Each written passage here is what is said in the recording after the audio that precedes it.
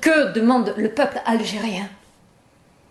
Un gouvernement du peuple, par le peuple et pour le peuple.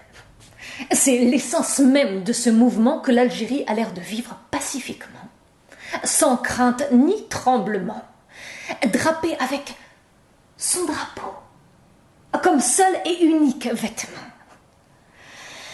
Mais Bouteflika et ses lieutenants persistent, comme pour retarder son accouchement et la délivrance de ses enfants.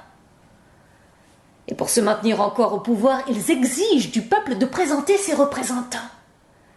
Non pour renforcer le peuple, mais pour l'affaiblir et réduire sa volonté à néant avec des tractations sans fin et des compromis sans fond.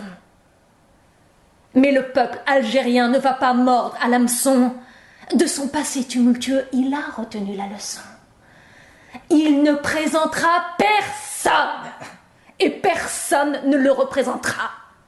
Pas avant qu'on lui cède tous les postes de commandement.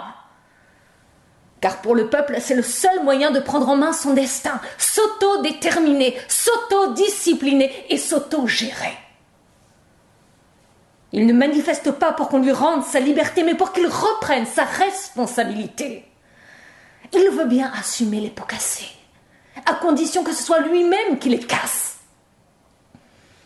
Et son immaturité politique n'est pas un frein, mais un tremplin pour la maturité, la prise de conscience de sa légitimité. Il parcourt les rues en se répétant inlassablement les mots-clés de son rassemblement, un gouvernement du peuple, par le peuple et pour le peuple. Et même si cette équation est à plusieurs inconnus, il finira par la résoudre au prix de sa propre vie. Pour l'Algérien de la rue, ça ne peut faire l'objet d'aucun débat intellectuel, mais d'une volonté qu'on ne peut contrecarrer sous peine de la rendre cruelle. La volonté de quelqu'un qui dit « Je ne veux plus construire de château sur le sable. Je ne veux plus qu'on m'oblige d'y habiter pour voir les rats percevoir les loyers.